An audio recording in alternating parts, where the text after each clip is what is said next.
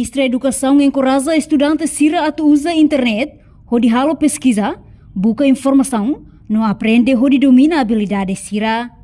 Ministra Dulce de Jesus atou recomendação liu husi ninya discurso e conferência internacional, nebe o tema, impulsiona a plataforma digital e Timor-Leste, segunda-feira e a centro convenção dele.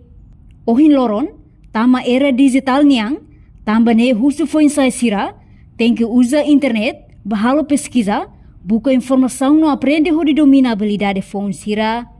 Ministra dihang, aprende dança Sira e TikTok, kahare emane foto e Instagram, ne divertido ida, mas bem hirak ne sela desenvolve estudantes Sira ne habilidade cognitivo no socioemocional. Para domin estudante Sira, e minha mundo digital, botliu kadokliu é uma botnia.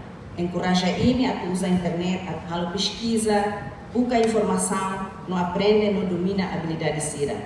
A compreende que aprende dança Sira é TikTok, né? Da TikTok, né?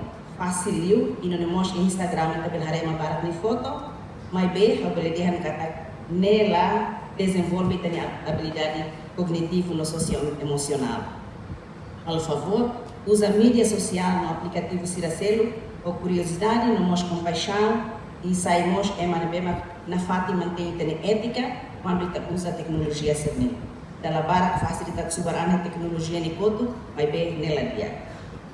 Governante nemos recomenda para estudantes Sira atu usa mídia social no aplicativo Sercelo, ho curiosidade, no mos compaixão, sai larandiak no respeitoso, bem hira usa mídia social, tem que ho cuidado no ho ética.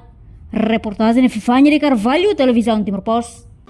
Janela informação ba emogoto, atu tem informação atual dia kliu, kita haluha, haneham botão subscribe, like, halo comentário, no fahe tutang ba media sosial hotu.